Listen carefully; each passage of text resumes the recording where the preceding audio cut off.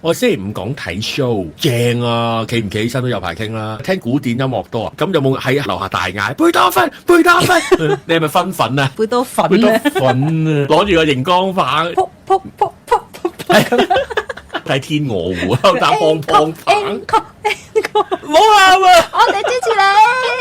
即係大大隻字寫個基哥咁啊，寫住咩嘅柴可夫斯基啊，嚟自杭州，即係巴哈叫巴交。